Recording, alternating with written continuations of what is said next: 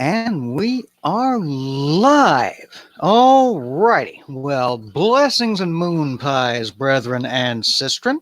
Welcome back once again to the Junk Shop Library channel, home of the one, and thank God the only, Improv Bible Study, where our format is we read from the King James Version and then we mercilessly tear into it until we have ripped at the new one it so deserves.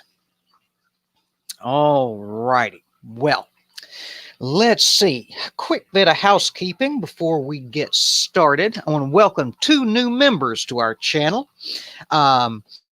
Being mindful and hang on, I done forgot the other one and the amount of time it's taken me to set up the broadcast. We go to dashboard, I think. Oh, Crazy Catnip, of course. Of course, Crazy Catnip. Welcome, y'all.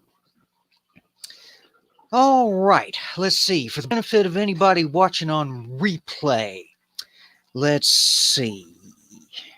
Yep, that's pretty much it. Welcome aboard to our 2 new people. And we finished up the story of Samson last time, and we will be launching today into an interesting sort of wasteland, which I glanced ahead through just for a moment in search of a title for this stream that wasn't just the name of the book, name and number of the book. A weird little period after the death of Samson, when chaos reigned. I see there's somebody watching. Let's see in the comments who it might be. Who might it be? I wonder. Hello, hello. Angie, good to see you. I knew it was probably you or Dave. All right. How are you doing lately? Good. Good, I hope. I said good as if you had said good out loud. I cannot get enough coffee in me today. There's also the fact that it's a whole freaking 29 degrees Fahrenheit outside where I am. It's got me shivering and the plants shivering and the goldfish are happy as pigs in you know what. Goldfish being, after all, cold water critters. For anybody watching this fascinating dissertation on replay, in case you didn't know. I'm sure Angie already knew that. Fellow aquariophile. All right, so we begin today with the 17th chapter of the book of Judges. For those of you masochists following along at home in your Bibles, I'm sure there's just oodles and scads of those.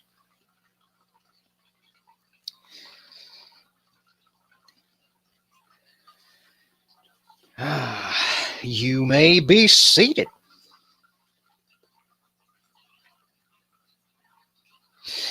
And there was a man of Mount Sorry, I'm hung up on my earpiece there. There we go. I'll try that again.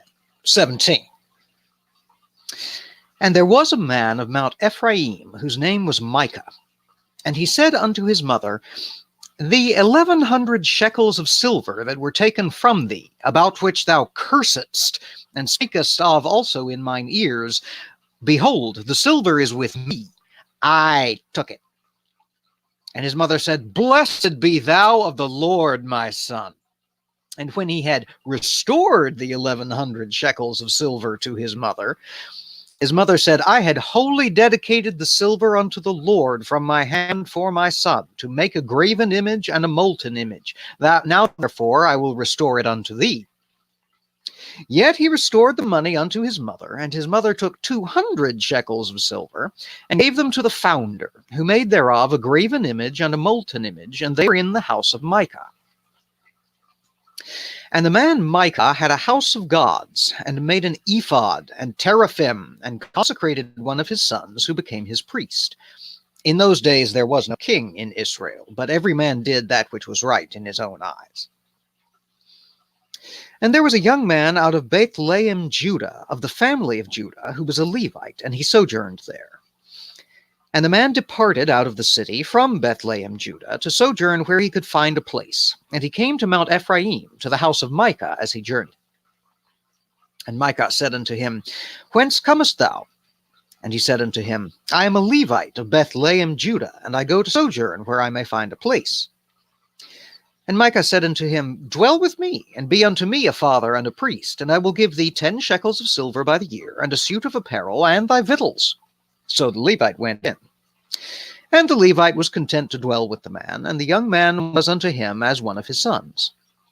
And Micah consecrated the Levite, and the young man became his priest, and was in the house of Micah. Then said Micah, Now know I that the Lord will do me good, seeing I have a Levite to my priest. Now, that weird little story, we have the 17th chapter of the book of Judges.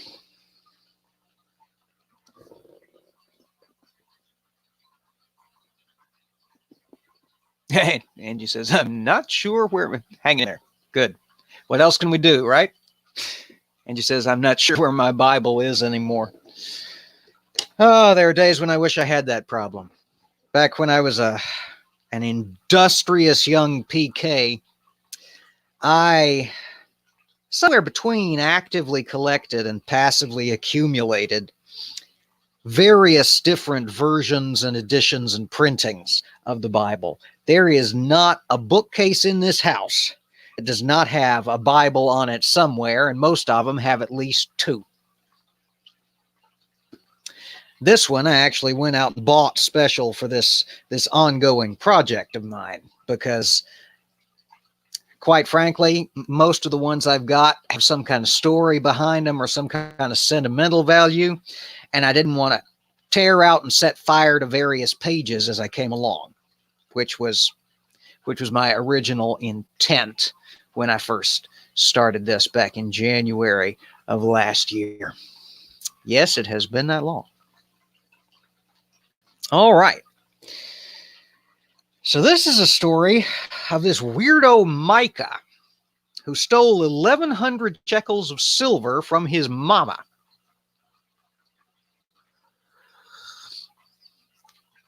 Just coffee. How do you like this mug, y'all? Check this out. It's my Han Solo in carbonite coffee mug. My wife got me for Christmas, and I love it.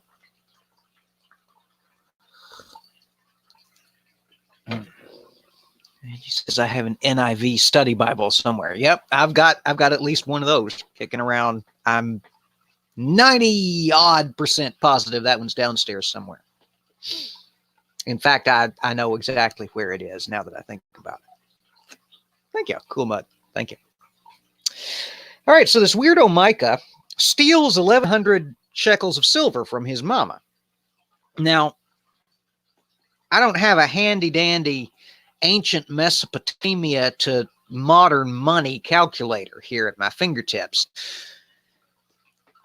But 1,100 shekels is what translates loosely, as best I recall, into modern English as a metric shit ton of money.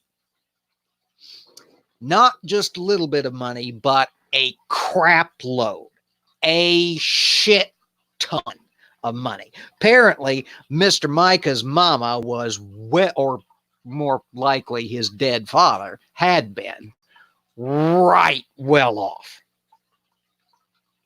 So he absconds with some of it, and his mama can't find it and rails up and down the house and has been cursing and calling and blaming thieves, and at one point at least interrogated him about it before he saw the light and came back and said, here's that money you were looking for, up, down, and sideways. And she praises the Lord. What you gonna do? Something goes wrong in your life, you blame the caprice of your little tribal deity. Something goes right in your life, you chalk it up to the good auspices of your crappy little tribal deity.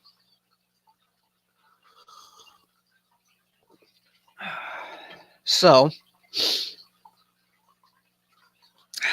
she says, I tell you what I'll do. I'll take all this money and I'll have it melted down and make a statue out of it. He says, no, you were looking for this money. You need it for something. So you keep it. He gives her the money.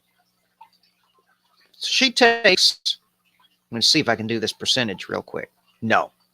200 out of 1,100, roughly, what? 10% of it? No. Okay, I'm not going to do math on the fly. Takes a chunk of it, and out of that chunk has it melted down and made into a statue. Doesn't say a statue of what. Though from the fact that in verse 5, it says, this man Micah had an house of gods and made an ephod, which we know is a priestly garment, and a teraphim, or and teraphim, and the suffix "im" is plural, indicates plural. So more than one teraph, whatever the hell that is, T-E-R-A-P-H, and named one of his sons priest. So he had, at the very least, a handful of gods. It doesn't say whether these are like the shitty little household gods that everybody in ancient Mesopotamia had, which is something like an ancestor shrine would be in classical China, or if it's like if you go to a neo-pagan household and they'll have a little altar set up somewhere, and it may have a statue of Baphomet and a statue of Bast and a statue of Thoth and a statue of Odin, whoever their primary worship given to entities are. Wow, that was a long clause. Whether it's that, or whether it's some of the big names, whether he's got a shrine to Baal and Moloch and Ashtaroth, it doesn't see fit to tell us. And then it cuts over to this guy in Bethlehem, Bethlehem, which was later crunched down by lazy-ass Englishmen to Bethlehem. All it means is Bakerville, house of new baked bread. Beth is house, Laim is freshly cooked bread stuffs. So Bethlehem, house of new baked bread, is Bakerville. So this guy from Bakerville gets tired of Bakerville, and he sets off on a quest to find someplace new to live. And at long last, he comes to Mount Ephraim, and he goes up the mountain and finds this guy Micah with his house full of gods, who says he'll give him a salary to serve as priest, because apparently his son wasn't doing too good at his priestly duties. Remember Mr. Micah's son? No? Well, you blinked and you missed him, didn't you? Verse 5b. And consecrated one of his sons who became his priest. And that's it. That's all we know about Micah's son, except that either he died or he proved unsatisfactory. And this nameless young man out of Judah, the Levite, comes to him and gets himself set up in a salaried priestly position in the house of Micah. And Micah says, now I'm going to be in good with the Lord, with Yahweh. Yahweh is going to take a shine to me now, because I've got one of his pet priests as my pet priest. So life is going to be good. I don't understand the inclusion of this chapter. Oh, hey, Nerdy. Welcome, welcome.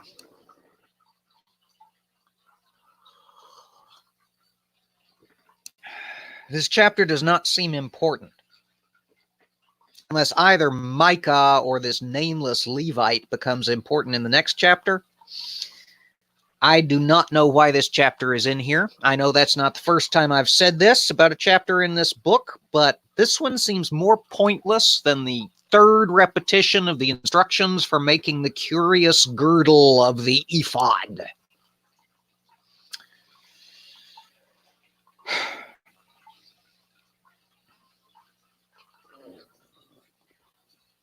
Yeah. Nerd, here, I'll just put it up on screen for the benefit of those of you watching in the future. Yeah, and you'll get in good with the man, the big man upstairs who keeps the priests under his eye.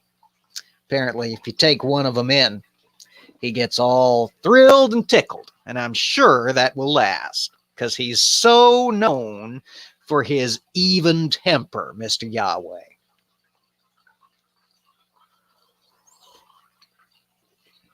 I got to watch one of these one day with the auto-generated subtitles turned on and just see what in heaven's name the translation bots make of some of this.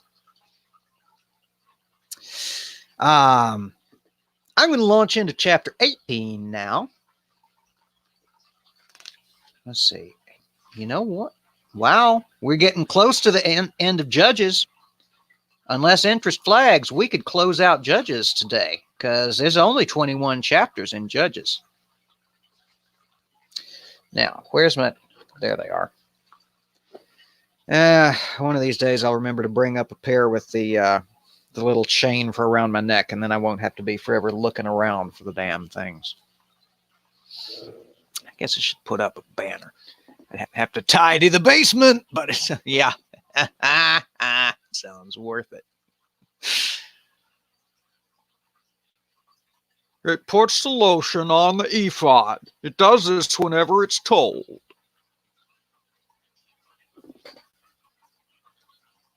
Judges 18.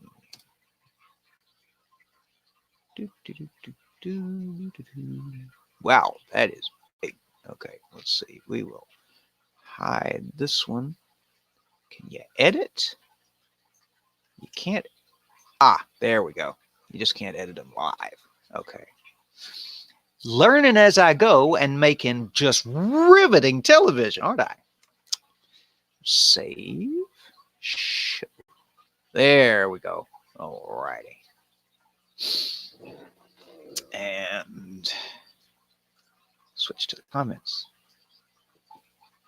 Oh, hang on. I missed that. Thank you, Angie. Teraphim are the actual idols or statues. So when he made all of his thingummies for his house of gods, he had his ceremonial vestments, and he had his son who didn't work out as his priest for his household gods, and statues of whatever unnamed gods he was worshiping instead of Yahweh. So thank you for that. All righty. Because I would just almost bet money that none of my dictionaries up here, yeah, you heard me right, none of my dictionaries, plural. I'm a big, giant nerd. I know this comes as a terrible surprise to everybody. I don't imagine any of them are sufficiently deep to have been able to have that word in them, even if I'd thought to look it up. All right, chapter 18. In those days there was no king in Israel, and in those days the tribe of the Danites sought them an inheritance to dwell in. For unto that day all their inheritance had not fallen unto them among the tribes of Israel. And the children of Dan sent of their family 5 men from their coasts, men of valor, from Zorah and from Eshtaol, to spy out the land and to search it. And they said unto them, Go, search the land. Who, when they came to Mount Ephraim, to the house of Micah, they lodged there. When they were by the house of Micah, they knew the voice of the young man the Levite, and they turned in thither, and said unto him, Who brought thee hither? And what makest thou in this place? And what hast thou here? And he said unto them, Thus and thus dealeth Micah with me, and hath hired me, and I am his priest. And they said unto him, Ask counsel, we pray thee, of God, that we may know whether our way which we go shall be prosperous. And the priest said unto them, Go in peace, before the Lord is your way wherein ye go. Then the 5 men departed, and came to Laish, and saw the people that were therein, how they dwelt careless, after the manner of the Zidonians, quiet and secure. And there was no magistrate in the land that might put them shame in anything, and they were far from the Zidonians, and had no business with any man. And they came unto their brethren in Zorah and Eshtaol, and their brethren said unto them, What say ye? And they said, Arise, that we may go up against them, for we have seen the land, and behold, it is very good. And are ye still? Be not slothful to go, and enter to possess the land. When ye go, ye shall come unto a people secure, and to a large land, for God hath given it into your hands, a place where there is no want of anything that is in the earth. And there went from thence of the family of the Danites, out of Zorah and out of Eshtaol, 600 men appointed with weapons of war. And they went up and pitched in Kirjath Jearim in Judah, wherefore they called that place Mahana Dan unto this day. Behold, it is behind Kirjath Jearim. And they passed thence unto Mount Ephraim, and came unto the house of Micah. Then answered the 5 men that went out to spy to the country of Lash, and said unto their brethren, Do ye know that there is in these houses an ephod, and teraphim, and a graven image, and a molten image? Now therefore consider what ye have to do. And they turned thitherward, and came to the house of the young man the Levite, even unto the house of Micah, and saluted him. And the 600 men, appointed with their weapons of war, which were of the children of Dan, stood by the entering of the gate. And the 5 men that went to spy out the land went up, and came in thither, and took the graven image, and the ephod, and the teraphim, and the molten image. And the priest stood in the entering of the gate with the 600 men that were appointed with weapons of war. And these went into Micah's house, and fetched the carved image, the ephod, and the teraphim, and the molten image. Then said the priest unto them, What do ye? And they said unto him, Hold thy peace, lay thine hand upon thy mouth, and go with us, and be to us a father and a priest. Is it better for thee to be a priest unto the house of one man, or that thou be a priest unto a tribe and a family in Israel? And the priest's heart was glad, and he took the ephod and the teraphim and the graven image, and went in the midst of the people. So they turned and departed, and put the little ones and the cattle and the carriage before them. And when they were a good way from the house of Micah, the men that were in the houses near Micah's house were gathered together, and overtook the children of Dan. And they cried unto the children of Dan, and they turned their faces, and said unto Micah, What aileth thee, that thou comest with such a company? And he said, Ye have taken away my gods which I made, and the priest, and ye are gone away. And what have I more? And what is this that ye say unto me, What aileth thee? And the children of Dan said unto him, Let not thy voice be heard among us, lest angry fellows run upon thee, and thou lose thy life, and the lives of thy household. And the children of Dan went their way. And when Micah saw they were too strong for him, he turned and went back unto his house. And they took the things which Micah had made, and the priest which he had, and came unto Laish, unto a people that were at quiet and secure. And they smote them with the edge of the sword, and burnt the city with fire. And there was no deliverer, because it was far from Zidon, and they had no business with any man. And it was in the valley that lieth by Beth Rahab. And they built a city, and dwelt therein. And they called the name of the city Dan, after the name of Dan their father, who was born unto Israel. Howbeit the name of the city was Laish at the first. And the children of Dan set up the graven image, and Jonathan the son of Gershom, the son of Manasseh, he and his sons were priests to the tribe of Dan until the day of the captivity of the land. And they set them up Micah's graven image, which he made, all the time that the house of God was in Shiloh.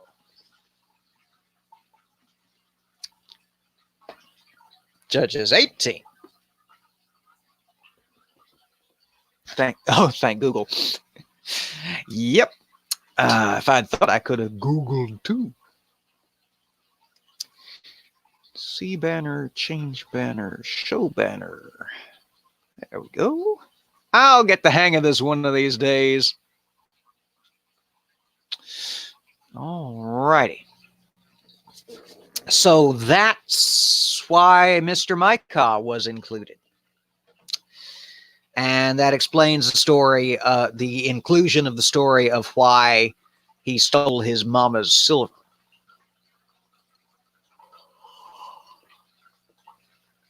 Because some of that silver got melted down and made into teraphim, which were later captured by the children of Dan and set up, I guess, as an object lesson of why you should not stand in the way of the children of Dan until the days of the captivity of the land, which, not having a timeline in front of me, I'm just going to assume is the exile to Babylon.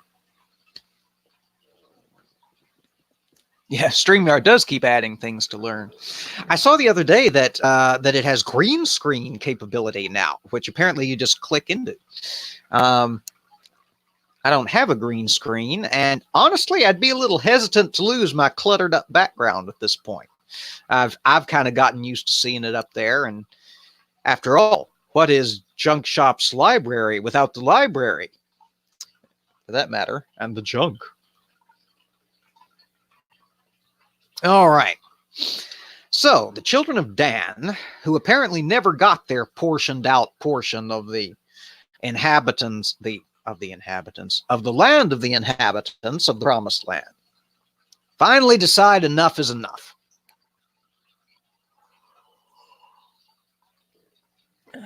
And they say, all right, we're going to go find us some land and take it for our inheritance. And so they send out some spies to check up on the land. And along the way, they hear something that they recognize. They say, isn't that what's his name's voice coming from inside that house? And they go and they look, and lo and behold, it was what's his name's voice. And they say, hey, what's his name? Still no word on the guy's name, so I can stick with what's his name. They say, hey, what's his name? What are you doing here? And he says, and I love the King James English from time to time. He said unto them, thus and thus dealeth Micah with me, and hath hired me, and I'm his priest. So he kind of yadas the whole story that we just had in the previous chapter, which probably as good an argument as any against sole authorship of these books, as if there weren't plenty already. Because you know good and goddamn well that if whoever wrote Numbers had written Judges, even despite the fact that it was the very next chapter, Mr. Micah's nameless Levite priest would have gone back and recounted the whole damn story, word for word, all over again with no difference except the voice and the pronouns changed. You know that's what would have happened.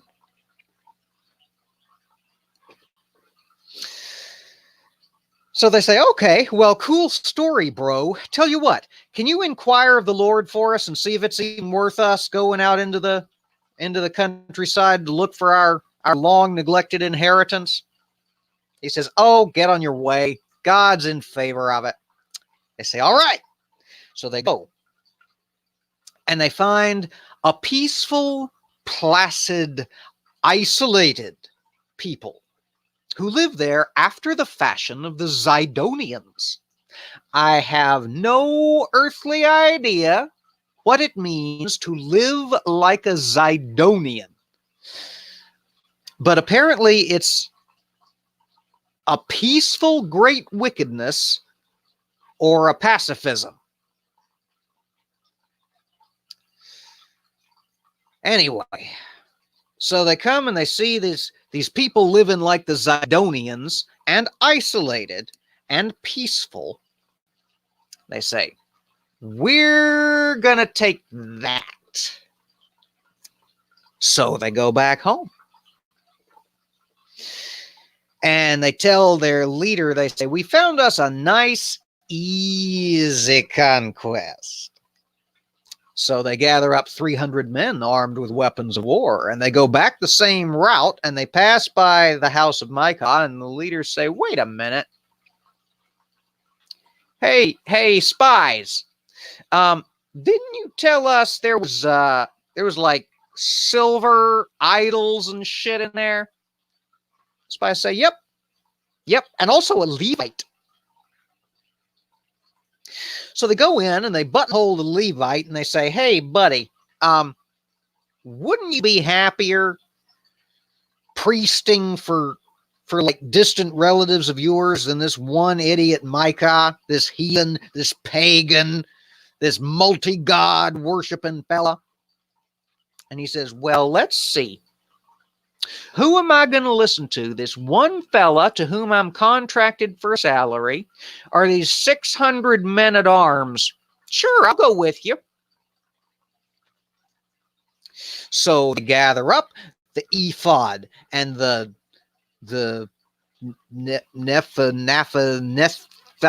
idols, and they gather it all up and they leave. Mr. Micah goes out to do his morning worshiping the next day, and he can't find his priest. So he goes into the priest tent, and he can't find his gods. And he is annoyed. And he gathers up some of his men-at-arms and heads out after the big honking army that had just passed across the mountain the day before.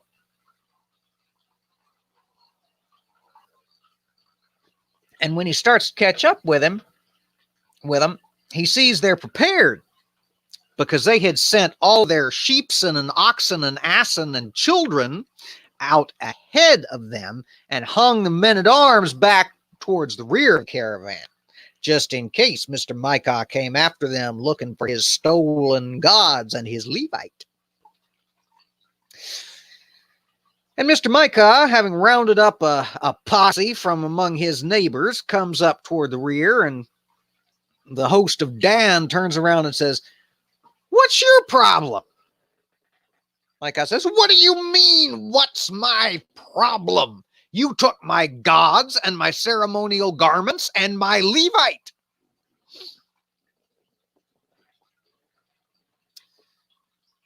And the leaders of Dan say, motherfucker, you see how many of us there are?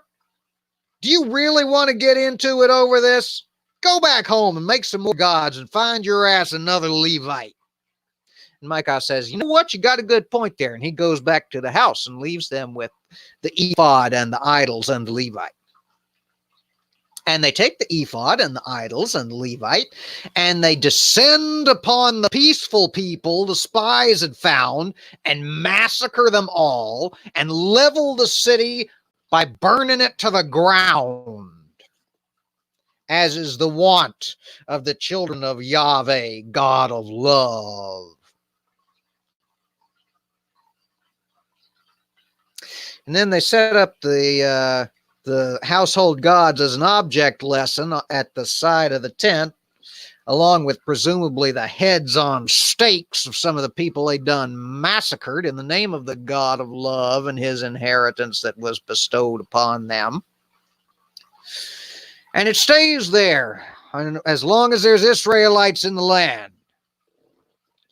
Hey, IQ. Hey, Dave. Welcome aboard. Welcome. This may be a record in terms of how many people we've got here. I love it. And says, you crack me up. Oh, thank you. Well, that's the goal. Look, it's a laugh to keep from crying situation with this crap. You've got to make your way through it with laughter. Otherwise, you're going to beat your head against the wall till you bash your brains out, like that guy in the Doom movie. And probably many other movies besides, but that was the first one that came to my mind. I promise y'all I've seen some good movies. Those of you who follow me on Twitter know that I only reference the kind of, Sharktopus versus, Goth Girl Volcano kind of stuff. All right. Well, let's see. We've got some folks on board, and we've got just a couple of chapters left of the great book of Judges. So I'm thinking we'll roll into the next chapter and see where the good book takes us. Because quite frankly, other than the comedic recitation of chapter 18, I don't really have much to dig into here. I mean, it's a pretty straightforward story. It'd take up half as much space on the page if it weren't for the rambling, meandering, and stravaging out of the king's English. So I got to make myself a banner for 19. Make ticker. I will get the hang of this one of these days, and one of these days I will stop narrating the little things as I go along. Hopefully one of these days I'll be good enough at it to I'll be able to do it quickly enough that I won't feel the necessity of narrating it as I go along. And she says, go, go, go. All right. I've said it before and I'll say it again. I love this community that I've found here. Y'all are all absolutely fantastic. And I love being able to interact with y'all, even as irregularly as I myself do. It's fun. All right. Chapter 19. Oh ho! All right. For any of the faithful, and those of you who've participated in some of my deep cut exercises with me, you may recognize the second half of this chapter, because it was one that I plucked out and used when I was experimenting with that series that I've since abandoned because my sound card is shot. Terrible Bible ASMR. While my microphone is good enough to do ASMR readings, the sound card on my computer is not. So I just abandoned that project along the wayside. So if you get weird deja vu at any point in chapter 19, that's why. It's not you and you're not going crazy. How is he doing that? I can't pick. Oh, IQ. Yeah. Sorry, I cannot get enough coffee in me, and it doesn't seem to make a difference. All righty. 19. And it came to pass in those days, when there was no king in Israel. I don't know if y'all heard the rumor, but there's no king in Israel these days. Jesus Christ. And it came to pass in those days, when there was no king in Israel, that there was a certain Levite sojourning on the side of Mount Ephraim, who took to him a concubine out of Bethlehem, Judah. And his concubine played the whore against him, and went away from him unto her father's house into Bethlehem, Judah, and was there 4 whole months. Her husband arose and went after her, to speak friendlily to her, and to bring her again, having his servant with him and a couple of asses. And she brought him into her father's house, and when the father of the damsel saw him, he rejoiced to meet him. And his father-in-law, the damsel's father, retained him, and he abode with him 3 days, so they did eat and drink and lodged there. And it came to pass on the 4th day, when they arose early in the morning, that he arose up to depart. And the damsel's father said unto his son-in-law, Comfort thine heart with a morsel of bread, and afterward go your way. And they sat down, and did eat and drink, both of them together. For the damsel's father had said unto the man, Be content, I pray thee, and tarry all night, and let thine heart be merry. And when the man rose up to depart, his father-in-law urged him, therefore he lodged there again. And he arose early in the morning on the 5th day to depart, and the damsel's father said, Comfort thine heart, I pray thee. And they tarried till afternoon, and they did eat both of them. And when the man rose up to depart, he and his concubine and his servant, his father-in-law, the damsel's father, said unto him, Behold, now the day draweth toward evening. I pray you tarry all night. Behold, The day groweth to an end. Lodge here, that thine heart may be merry, and tomorrow get you early on your way, that thou mayest go home. But the man would not tarry that night, but he rose up and departed, and came over against Jebus, which is Jerusalem. And there were with him 2 asses saddled. His concubine also was with him. And when they were by Jebus, the day was far spent. And the servant said unto his master, Come, I pray thee, and let us turn into the city of the Jebusites, and lodge in it. And his master said unto him, We will not turn aside hither into the city of a stranger that is not of the children of Israel. We will pass over to Gibeah. And he said unto his servant, Come, and let us draw near to one of these places, to lodge all night, in Gibeah or in Ramah. And they passed on and went their way, and the sun went down upon them when they were by Gibeah, which belongeth to Benjamin. And they turned aside thither, to go in and to lodge in Gibeah. And when he went in, he sat him down in a street of the city, for there was no man that took them into his house to lodging. And behold, there came an old man from his work out of the field at even, which was also of Mount Ephraim. And he sojourned in Gibeah, but the men of the place were Benjamites. And when he lifted up his eyes, he saw a wayfaring man in the street of the city. And the old man said, Whither goest thou? And whence comest thou? And he said unto him, We are passing from Bethlehem, Judah, toward the side of Mount Ephraim. From thence am I. And I went to Bethlehem, Judah, but I am now going to the house of the Lord, and there is no man that receiveth me to house. Yet there is both straw and provender for our asses, and there is bread and wine also for me, and for thy handmaid, and for the young man which is with thy servants. There is no want of anything. And the old man said, Peace be with thee. Howsoever, let all thy wants lie upon thee, only lodge not in the street. So he brought them into his house, and gave provender unto the asses, and they washed their feet, and did eat and drink. Now, as they were making their hearts merry, behold, the men of the city, certain sons of Belial, beset the house round about, and beat at the door, and spake to the master of the house, and the old man, saying, Bring forth the man that came into thine house, that we may know him. And the man, the master of the house, went out unto them, and said unto them, Nay, my brethren, nay, I pray you, do not so wickedly, seeing that this man is come into mine house. Do not this folly. Behold, here is my daughter, a maiden, and his concubine. Them I will bring out now, and humble ye them, and do with them what seemeth good unto you. But unto this man do not so vile a thing. But the men would not hearken to him. So the man took his concubine, and brought her forth unto them. Let me try that with a different inflection to make it make sense. But the men would not hearken to him. So the man took his concubine, and brought her forth unto them. And they knew her, and abused her all the night until the morning. And when the day began to spring, they let her go. Then came the woman in the dawning of the day, fell down at the door of the man's house where her lord was, till it was light. And her lord rose up in the morning, and opened the doors of his house, and went out to go his way. And behold, the woman his concubine was fallen down at the door of the house, and her hands were upon the threshold. And he said unto her, Up, and let us be going. But none answered. Then the man took her up upon an ass, and the man rose, and gat him unto his place.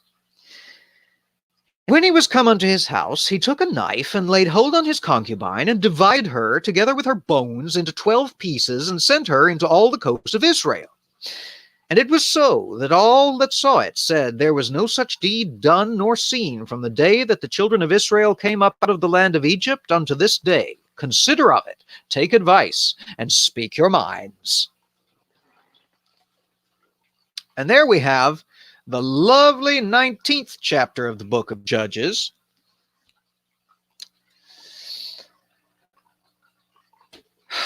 Lordy Lou.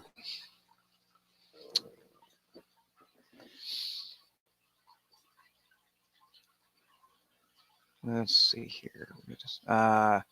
Dave says, have I met the Daily Atheist? No, I have not. I'm not familiar with him or her or them. Bread helps. Yep. Making their hearts merry is getting toasted. Yep, exactly.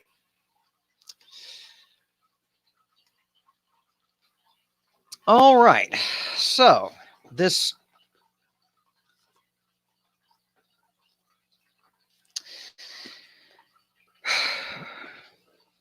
This kind of bullshit is one of the reasons why I'm doing this series. Why I've spent the last year working my way through this crap fest. And I'm about 20% of the way into it at this point. One of the reasons I'm doing this is because so many people take it so literally and so seriously. I'm fucking related to some of them.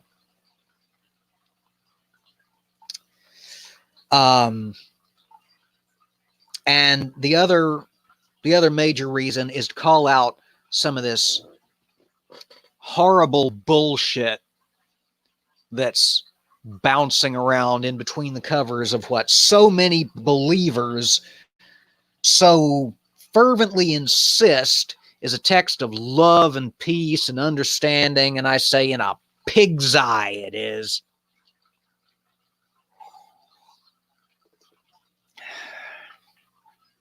All right. 46 minutes. Y'all, I've been good.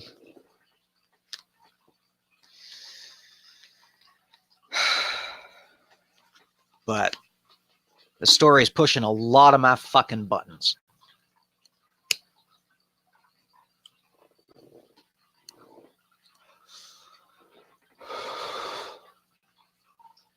Okay. So, chapter 19. Another nameless Levite gets married to some chick from Bakerville who gets homesick, runs away from him, and goes back to her daddy's house in Bakerville. This is at a time when women could be married off by their fathers when they were barely pubescent. And it doesn't characterize her as either old or barren, so there's nothing remarkable about her. She's a woman of marrying age, which puts her charitably at 15 or 16, and more likely closer to 13 or 12. So this child, this daddy's girl, and I do not say that in a pejorative fashion, is married off to this random Levite, a member of the priestly class. It's not a shit marriage, except that she's been married off against her will and without her consent when she's, just barely past menarche to some rando who just happens to be a priest.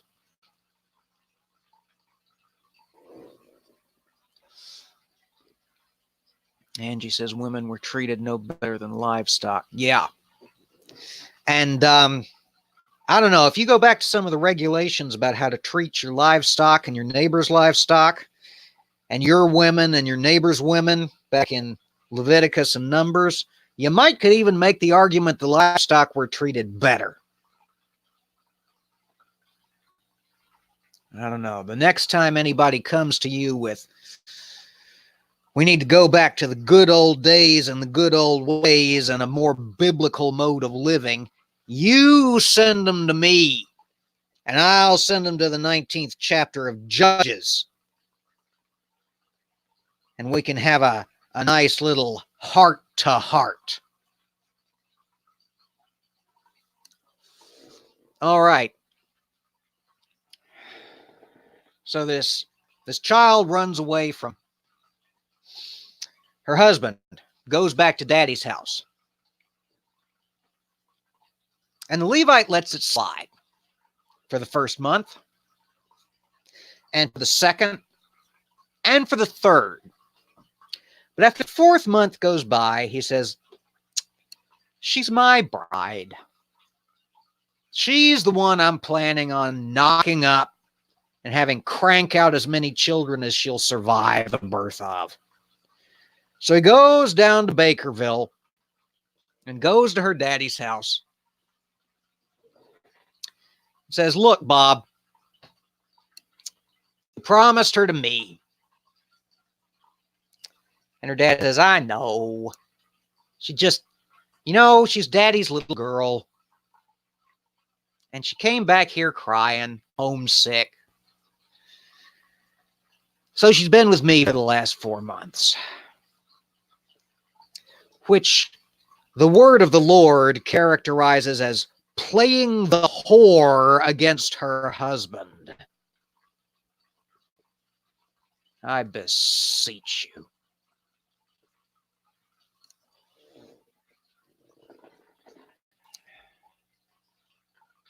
So father-in-law throws a party. Now,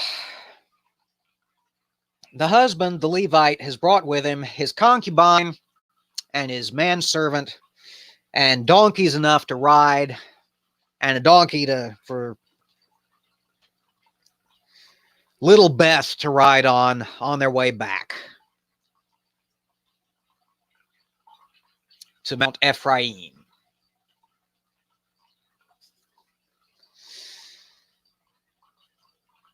And it's getting on late, and the Levite says, you know what?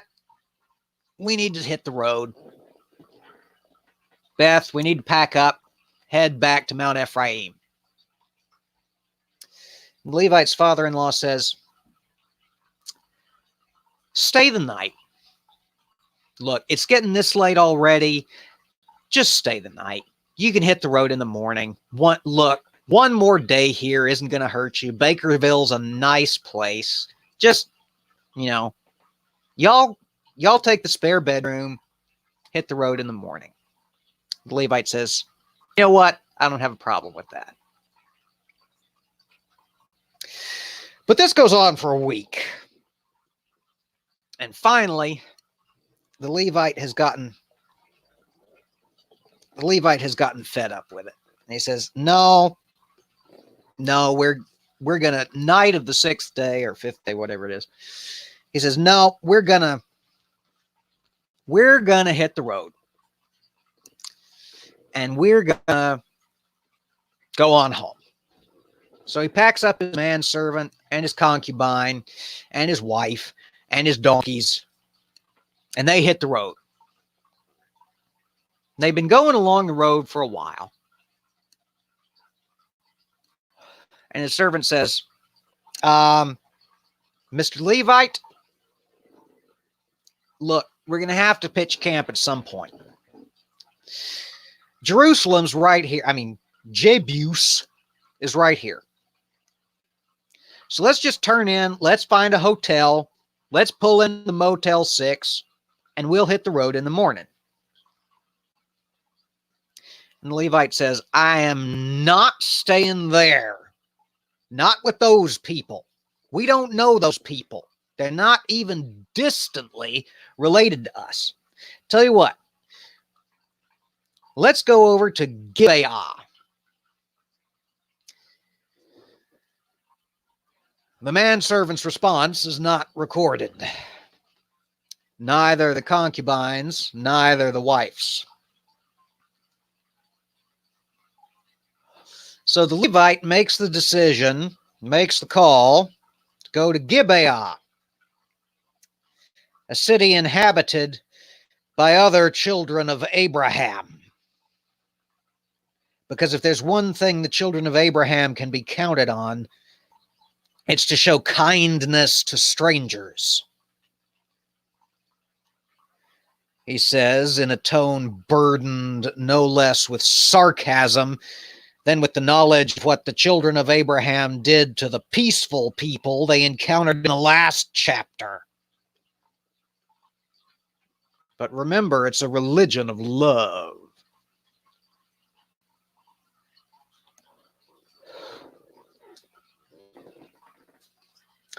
So they turn into Gibeah.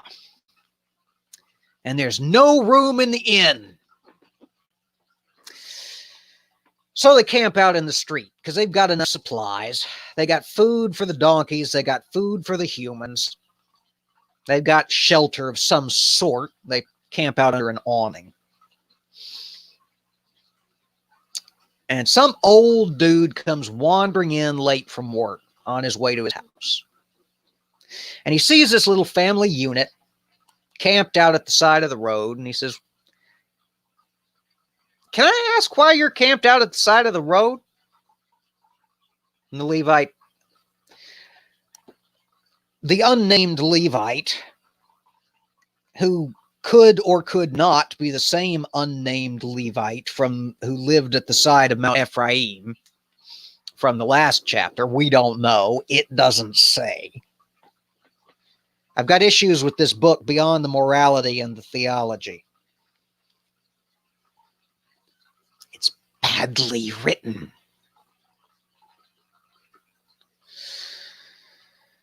And yes, I know it's translation of a translation of copies of fragments of translations, so forth and so on. But that makes it worse, because people take this shit seriously and literally. And no, I'm not going to let it go. I done played nice with this book several times.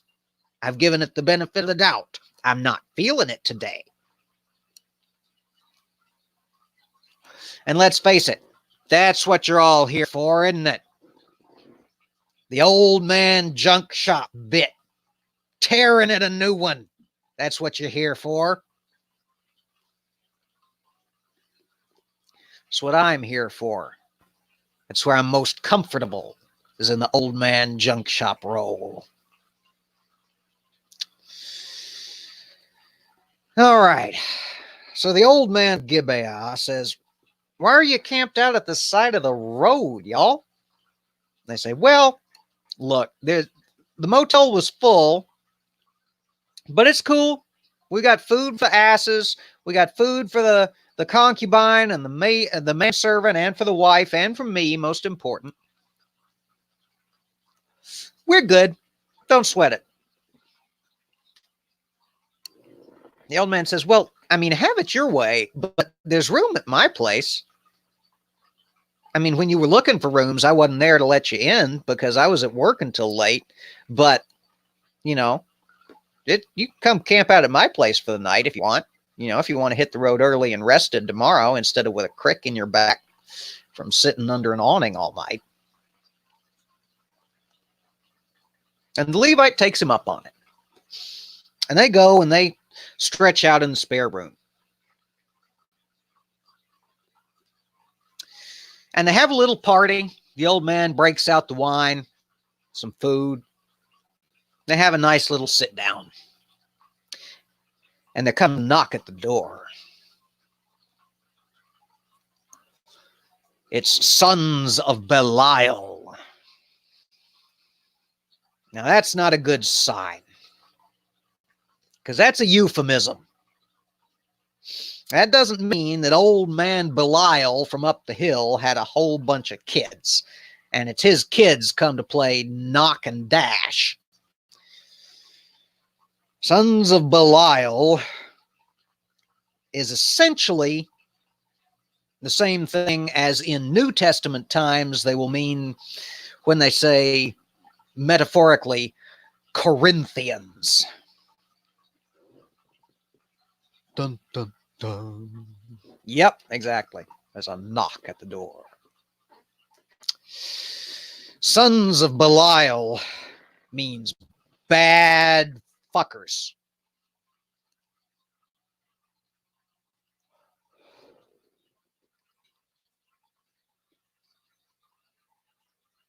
I wish y'all could see my ashtray right now, because it's not just any old ashtray. It's actually a commemorative plate with the image of the last Pope but one. You know, good old John Paul II, that Catholics think was about the next best thing to Jesus come to earth. You know, the one who presided over the covering up of the child rape cabal actions. So anyway, some bad fuckers come to the door. They say, "Hey, that out-of-towner, send out the out-of-towner, because we're horny and we feel like a good old-fashioned biblical gang rape." The old man says, "Come on, y'all. You got better things to do." Do not so wickedly.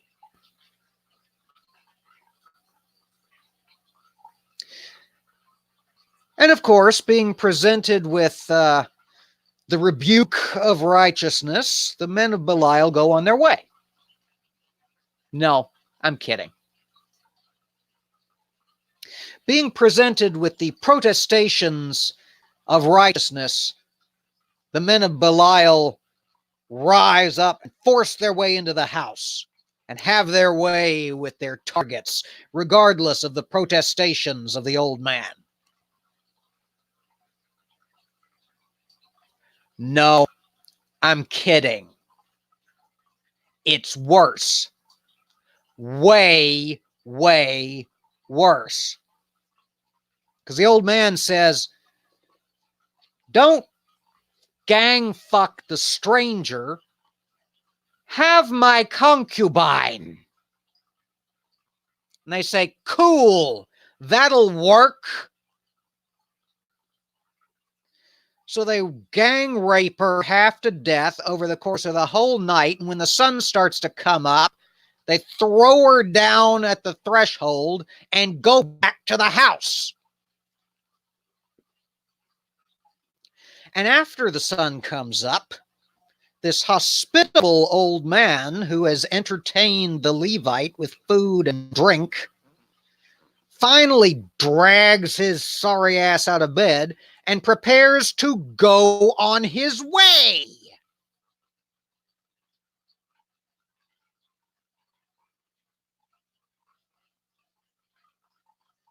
Yeah.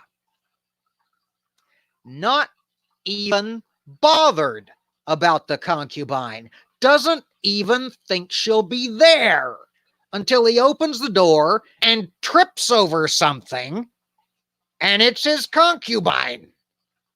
He says, what the fuck are you doing there? Get your ass up. But none responded. So he gets her up and he puts her on his donkey and goes to his house. His other house, maybe the house where he plies his trade. It's a little vague. And when he gets there, he chops her up into pieces and messengers the pieces to the far corners of the land, one to each house of Israel. Like you do.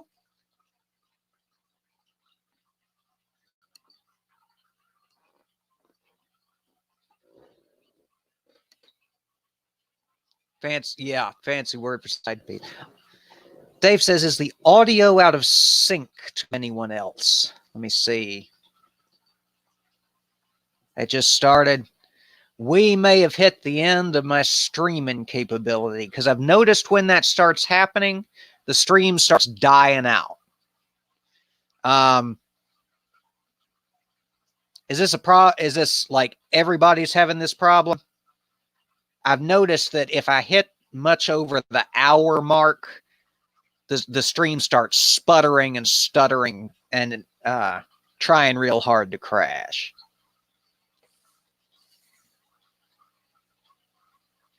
So both Angie and Dave having trouble with it. Who else we got? Who is it? Nerdy? You having the same issue? I'm just trying to figure out if we should just try to power through it, or if I should just close it out here. On that charming note. I'm not seeing any response. So it looks fine on my end, which is a miracle. Usually it's on my end that it looks like shit and everybody else can either see it just fine or it catches up in a minute. Okay, well, we're going to call it here. So we'll pick up the next time we convene for 2021, and that'll be the end of Judges. Just tried to buffer. Oh, boy. Well, if it's buffering, we're dead in the water, y'all. I don't know if anybody can hear me at this point. I'm going to type into the chat. looks like we're going to have to call it here, folks. Sorry about the technical difficulties.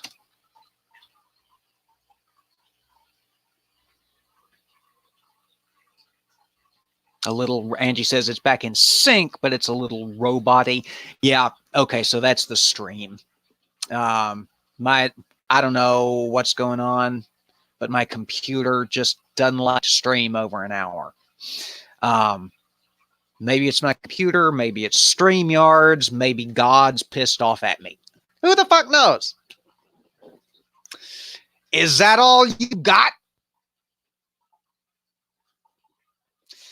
All right, so we'll call it here. Angie says she can still hear me, so I assume there's something weird going on with the visual. I don't know. The uncertainty is going to make me nervous and self-conscious. So we'll call it here. Thank you all so much for coming in. This has been great fun. It's always great to see people in the side chat. I really like the live format where I can interact with y'all one-on-one. I spoke earlier about how much I love this community that I've found here. So, and, oh, Angie, thank you. All right, so we're going to close. I know I've said that like 12 times now, so I am actually going to close it out until we reconvene again. Until we reconvene, everybody take care, be safe, stand against hate. And if you've made it through this far on replay, thank you so much and congratulations, and think about subscribing. Bye, y'all.